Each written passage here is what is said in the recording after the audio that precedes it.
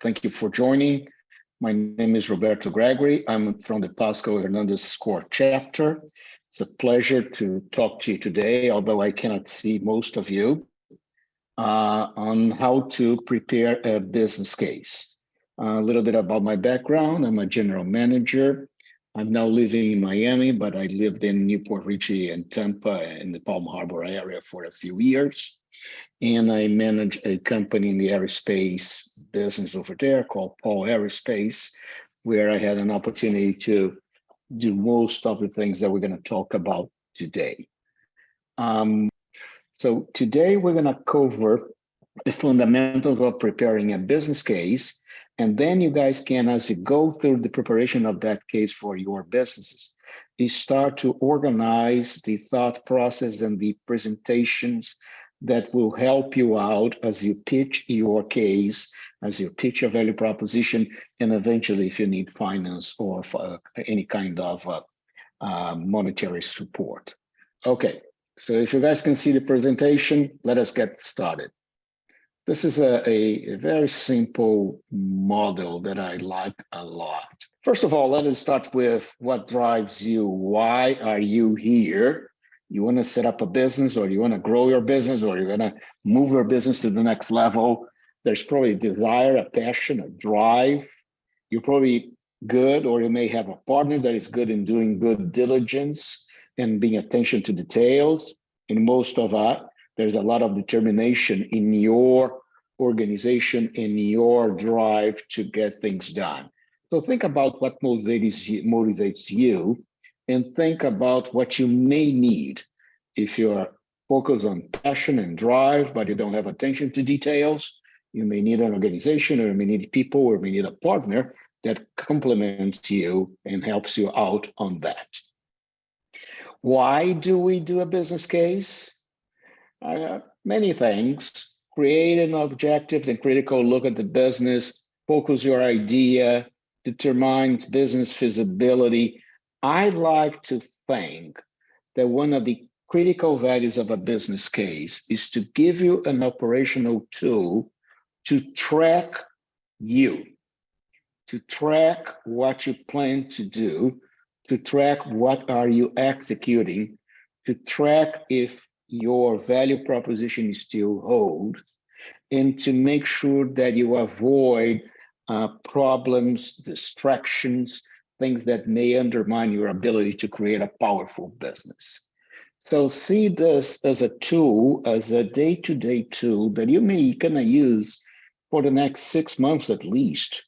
And every day you're gonna rethink about it, you're gonna reflect on it, and you're gonna think about, okay, I did this, I didn't do that, I don't know this, I need to know that. So that keeps you on track. It's a guide, it's a guidebook. Helps you manage the business and prepare success. And the business case, in my opinion, also has a second strong importance, which is to be your communication tool with the world. Your business case will help you create a value proposition to explain what are you trying to do to your potential customers, to your potential partners, to your potential suppliers, to people that you may need resources from, to people that you may want to hire. So I think that, if you think about a business case as a business plan, as a tool to keep you on track, and as a tool to allow you to spread your wisdom, put it this way, I think you're going to have a good picture of why it's important. And as you spread the wisdom, there'll be a need for financing, there'll be a need for market reveals, strengthens your accountability, and allows you to move forward. So why we have a plan? Because we want to minimize risk.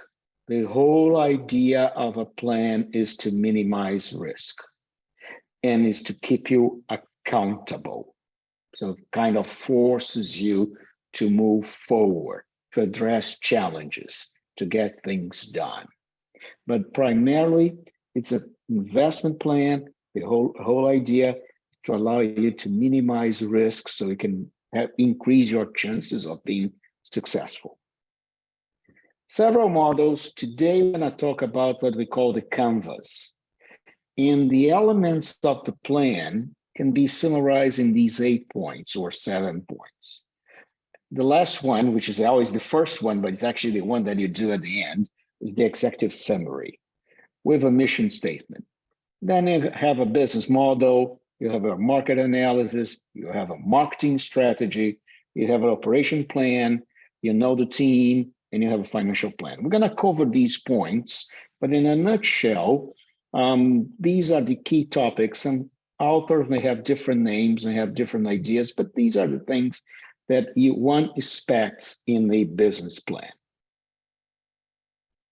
Get a big whiteboard, buy a big whiteboard somewhere,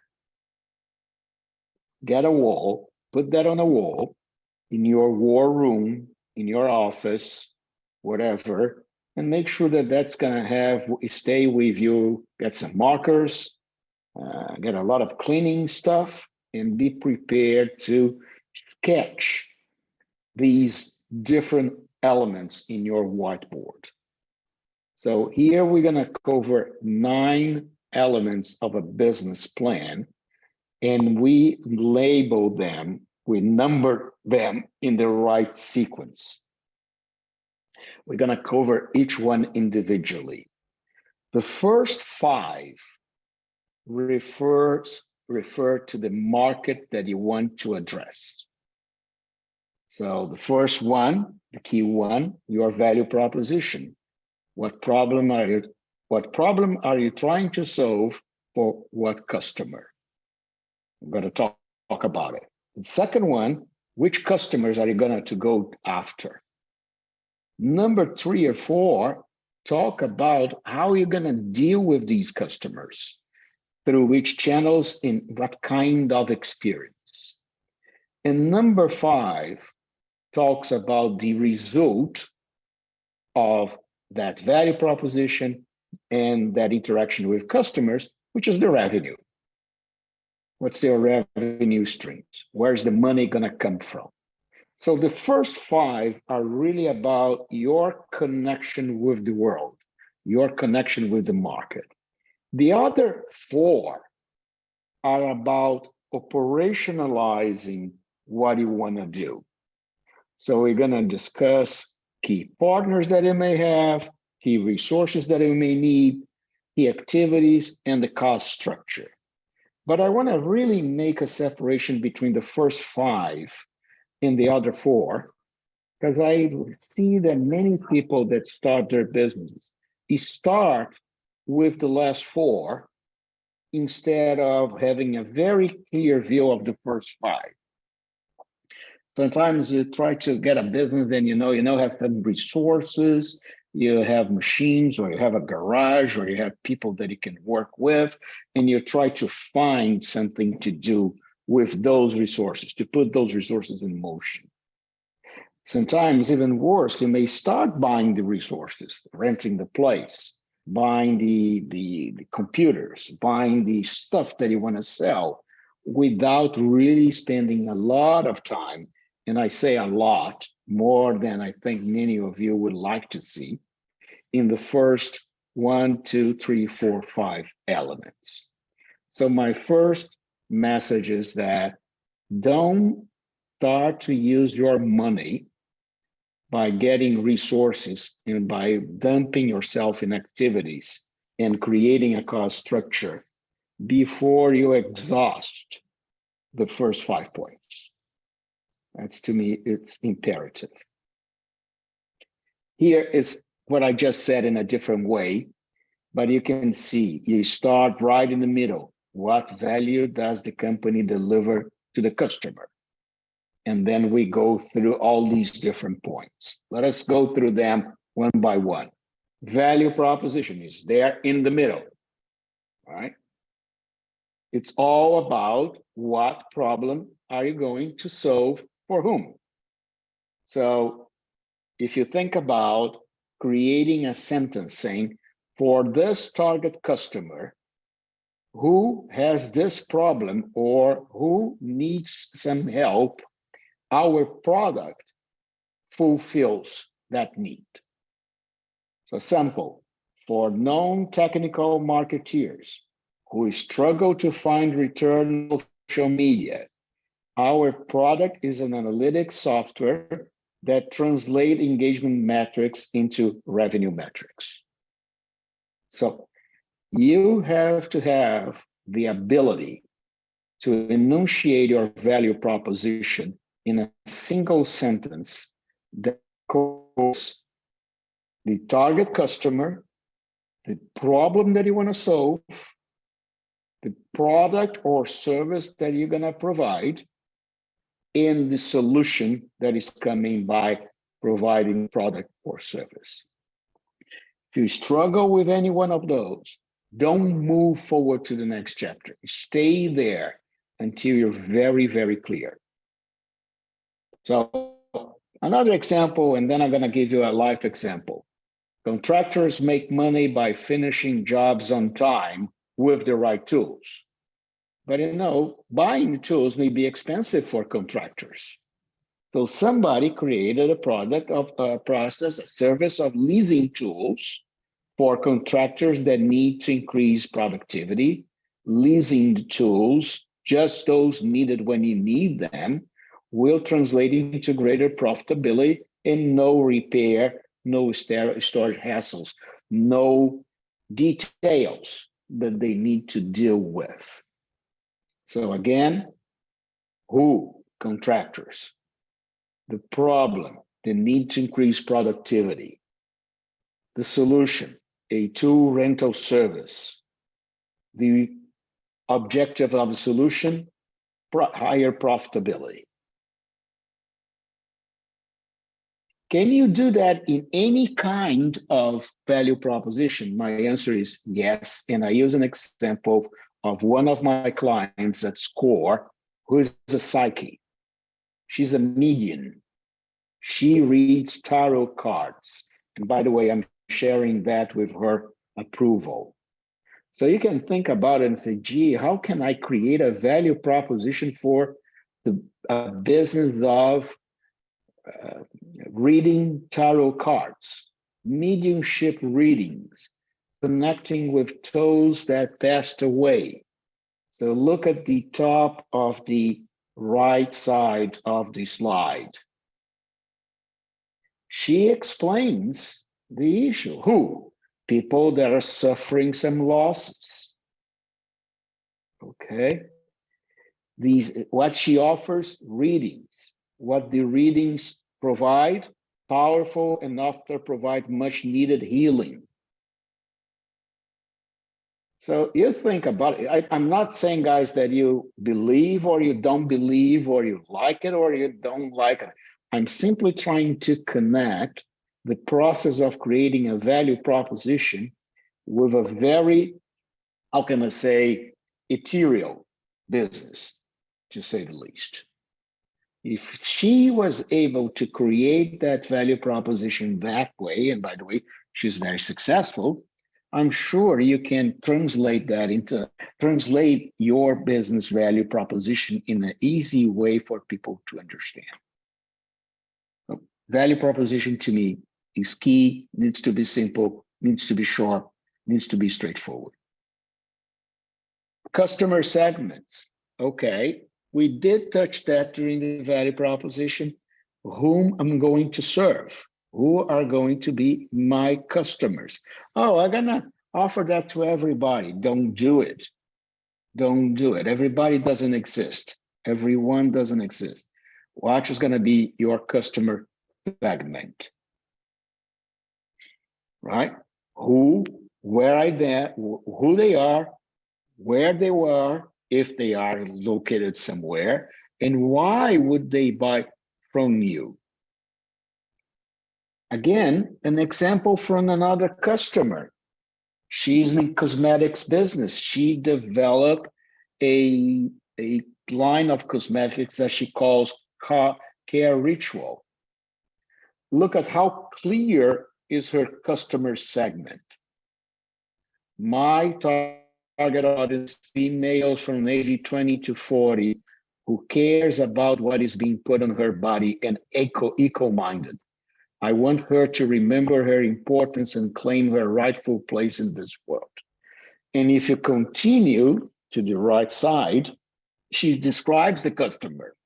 When I picture someone using my product, I picture a mom worn out from the day, feeling depleted.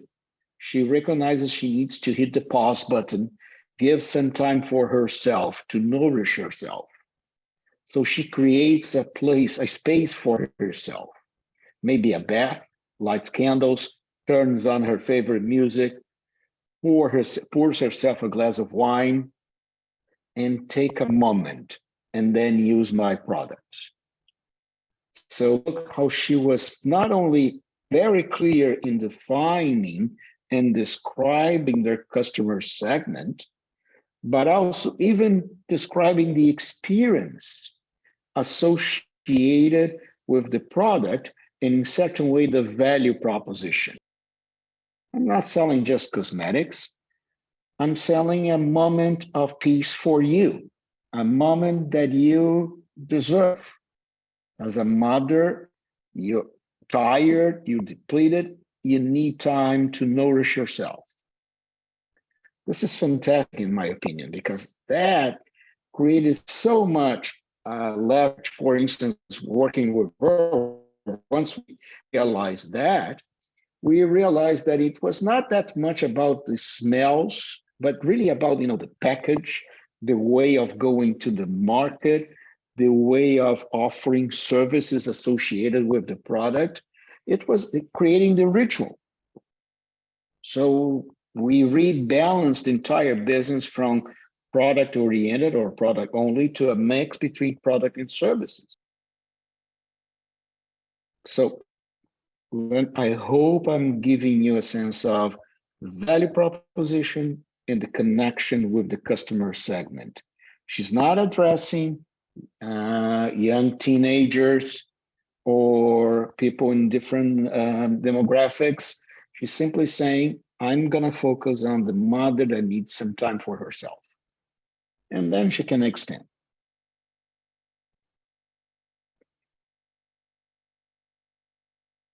And as I said, that's where, there's a lot of fails in these startups. Channels, how are we going to address, how are we going to reach our customers? Now, today, everybody wants to have a web platform, and I think a web platform is going to be critical. But there are other channels. Are you going to set up partnerships? Are you going to work through logistic companies? You're going to set a store, a physical store. I also, let me give you an example. I helped a customer that was in the business of, how did I say that? Their business was a business of having a competition throwing axes, large ones. She partnered with bars. She would go to bars and, sometimes camp her trailer with all the tools and the gaming activities in the trailer on the side of the bar. Sometimes would rent a space in the bar or do some kind of profit sharing with the bar. So her channel was the bar for her product and service. Customer relationships. I guess here the key question is that, is your product a one-off experience, or is it a product that would generate recurrent revenue? And there is a trap here that I want to alert. Sometimes we are too fast in looking for more customers before being strong, maximizing the relationship with customers that we have. I have a customer that is in the business of raising bees, queen bees. And, this is a sophisticated business. There's some technology associated with it, there's some genetics associated. And he's not the cheapest one. He has kind of a premium price for the bees, and he has a premium quality of the bees. And he wanted to expand through sales through uh, through the internet, and he was getting a lot of customers, but the price point didn't make sense for him. So he was being successful in getting many more customers, but these customers were not willing to pay for the quality of the bees that he had. So we organized a program by which he spent 1 week interviewing his top 10 recurrent customers. At the end of those interviews, at the end of that week, he decided to dump the internet approach and really focus on his top 50 customers. And that was it. And rather than creating a low-cost value proposition, he learned from his customers that they were willing to pay even more if he generated a special type of bees that had some qualifications in terms of resisting disease. So he came to us at the beginning with the idea of expanding quickly by dropping the price and was concerned about the margin. He reversed the model after he met with his customers, and he found that really the best value proposition was to sell more to the top layer where he was already good and well-known and respected. As I said, I see many situations where people have wonderful business with a certain market segment, and then they want to reach out to other markets, and they spend a lot of money and attention, and sometimes may not be that successful in the new market, and may lose a little bit of share of the current market. So please look at your customer relationships. Okay.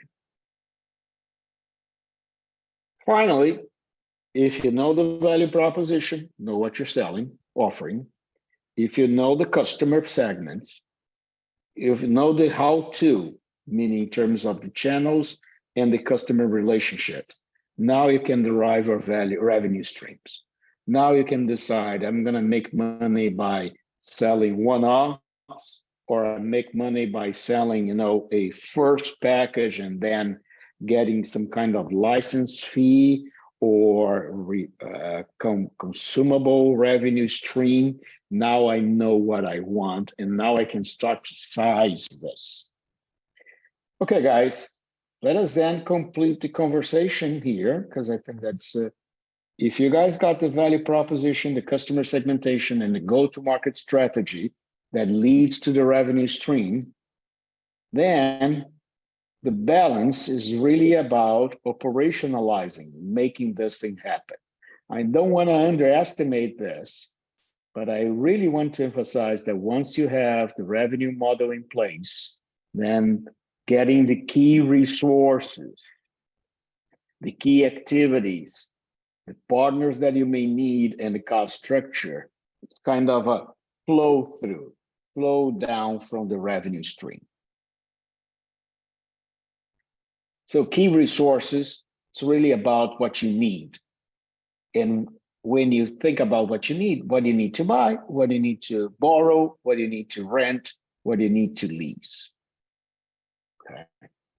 This is really, as you go through this, kind of find out, okay, I'm developing an app. So I may need software capability or software design capability. I'm doing something associated with the legal profession. There may be a need to understand regulations. Raising money, how do I do that? Do I need physical resources? But that comes from the revenue stream. Key partners. Do I need to partner? Again, as my example of this person that had a business of having these games of throwing darts and throwing axes. And after a while, they decided that their business was kind of an extension of sports bars. So they started to really tag on sports bars. They would come to a location and connect with sports bars and try to build a relationship and some kind of value proposition. You may have that with suppliers, you may have that with channels, you may have that with investors and so on. Key resources, key partners, and key suppliers. Key activities, okay, what are you going to do? Is this a problem that requires a lot of work in production? Today, people have so many alternatives in terms of outsourcing that even if it's a little bit more expensive, I would strongly recommend that you start there, at least to test the value proposition. So that client of mine in the cosmetics business, she started her first line, was not cheap for her. She had very little margin, but she outsourced everything. The production, the labels, the design, all of that was outsourced. And then she tested. And guess what? Out of 5, she only found that there was opportunities in other 2. So, you know, at the end of the day, it was more cost effective. And then finally, from there, you create a cost structure. And then you know what are going to be your variable costs, you're going to be what are be your key costs, what are going to be your big risks in terms of fixed costs. So if you think about factors here, the first 5 refer to the topics 1 to 5. When you talk about the value proposition, the competition, the customer segmentation, issues in the owner's industry experience, if the owner is somebody that knows what's going on, understands the experience. And then you have this kind of a catch-22 situation. There are situations where, you know, you have a problem on low sales due to improper pricing or margins. And you have the other problem, too much growth, and then you cannot catch up.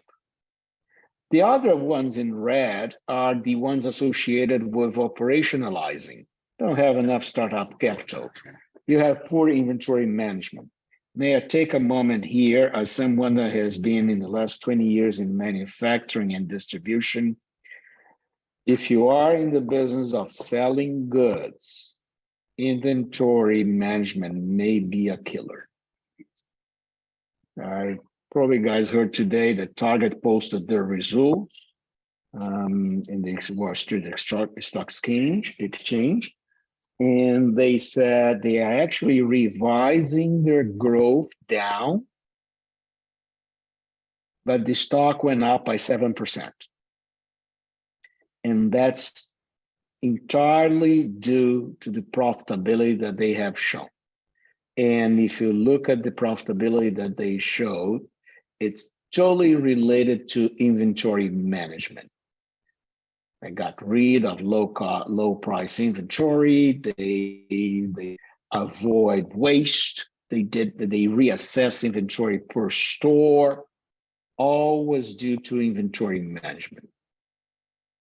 So inventory management to me, especially for a small company, when you invest and that's shown as an asset, but then you don't have a way to sell, I tell you, be careful with that. And the second one, overinvestment in fixed assets, is kind of a correlation, a corollary or a cousin of that. Finally, once you have gone through that canvas for 3 months or 4 months or 5 months or whatever, you'll be able to put together the elements of this complete business, how can I say, plan or portfolio or file. That includes an executive summary, a description of a business model, your market analysis, your marketing mix if you're using different products, your operating plan, your team, and your financial plan. That is going to be supported by smaller documents where you show your values and mission, your elevator speech, which is that kind of that value proposition that we talked about, your canvas in just 2 pages, maybe a PowerPoint presentation, and maybe a detailed business plan. So again, just frame this somewhere in your office just to make sure that you looked at as a reminder of the points that you have and what you may need. You don't need to do everything. Don't be a prisoner of the layouts here of the templates. But we're trying to give you as many pieces of information as we can. Now, the rest I'm going to go very quickly because I want to share the tools and I want to make sure that you have the time for Q&A. And now these are tips. If you're thinking about finding the customer, a kind of methodology, kind of scientific method by which you put a hypothesis together, there is a problem and the problem is this, you test. So again, in that client that I said that was in the cosmetics, she felt strongly that there was an opportunity to sell a cosmetic that was linked to a ritual for moms between 20 and 40 years old that were tired and need a moment for herself. She had to test that. She could test with family and friends. She could test by walking down some stores and asking them to hold their product in connection with them. But she had to state the hypothesis and test the problem and the solution, and then decide whether to pivot or proceed. If you're thinking about company sketches, opportunities, and so this is other things. Now, if you think about, let me just move this. Market analysis, industry profile. These are small tips and tools for you guys to remember what you need to think about. Don't worry if you don't do everything because it's not applicable for all types of businesses. The famous 4 Ps in marketing: product, price, promotion, and place. What's critical in operation and plan? Critical in a management organization. These are more, as I said, list of things that you need to think about it in your financial plan and appendices. And of course, SCORE is here. Our website has a lot of information. We have more seminars. We have free mentoring. So we are here to help you in any shape or form. I would finish by quoting an interesting thought of this guy, Sir John Howard Jones, that quite frankly, I don't know who he is, but is saying something that is true. Planning is unnatural. It's much more fun to do something. And that's where entrepreneurs have one of their biggest traps, because we love to get started. We love to move forward. We love to go ahead and start doing things, getting things done. Our society is designed around that. While, it's tough sometimes to spend as much more time planning and testing before moving at full force. But as he said, the nicest thing about not planning is that failure comes as a complete surprise. It's kind of ironic, rather than being preceded by a period of worry and depression. So he pretty much says that, if you have a solid plan and things are not moving according to plan, you will find out. You're going to be worried and you're going to take action. But if you don't have a solid plan, failure may come as a complete surprise. And that's the idea here. Use this whiteboard, this canvas as your friend. Talk to the whiteboard. Check what you know, check what you don't know. Use that as a way to proceed. Finally, as I said, in the Pasco Hernando SCORE org website, there's a business plan template. With that, I think we are complete. I'd like to ask if are there questions. Okay, I see some questions here.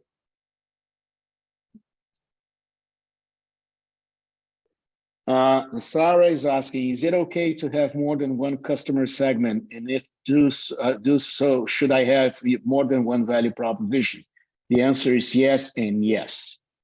If you think about different customer segments, you have to have different value propositions for those segments. What makes your problem bigger? You may say, okay, but in my operational model, I can take care of both segments, and that's fine. So there's maybe an opportunity in cost reduction and synergies. But yes, don't try to use the same value proposition for different stakeholders. It's not going to fly. Do you have any recommendations for inventory tracking in software programs? We don't make recommendations ourselves. What I can say is that inventory tracking at the end of the day is all about discipline. And it's just three things. You need to make sure that you control the input gate, the door by which the products come in. So you record them and you shelf them in the right place. You need to make sure that you don't lose anything in the warehouse. And some people say, well, that's ridiculous. But I just finished an assignment with a company that, had a 30% loss rate within their warehouse. And you need to make sure that everything that leaves the warehouse is properly documented, so it's no longer there. So I would say that when you do your software analysis, make sure that they are easy. There's an easy interface to record products that are coming in. Because if it's not easy and fast, the people on the dock are going to bypass that. Conversely, there's an easy interface when it's time to collect the part from the shelves and transfer either to the end user or to the shop floor or whatever. These are, to me, the two key points. And then you also have KPIs, you can track those. So it's really controlling the inflow and the outflow. That would be my advice. How do you prevent overinvestment in fixed costs if you are opening a physical space and rents are so high? Have you thought about partnering with somebody that has space? Again, my example of that person that, as I said, they had this game and they partnered in sports bar. I have a customer, a client that she's working in jewelry or in accessories. And after discussing whether she was going to open her own store or not, she decided to partner with 2 or 3 to check the proposition. And only then she would move forward. How do you find a partner? It depends on what you want. I think you have to have a few partners. I think you have, first of all, people that you can use a sound that you can throw your value proposition ideas and have them review them for you. So it's somebody that will help you make sure that you are on track in terms of the solution that you're offering. Then you may need to find a partner that knows how to get things done if that's not your strength. And then resources. So I think these are different partners or different models. I think that, for the second and the third one, a very strong value proposition is key, because that will give them a very clear understanding of what are the actions that you have to do to implement the program and how much money you're going to need. Have a great rest of your day and a lot of success with your business. Take care.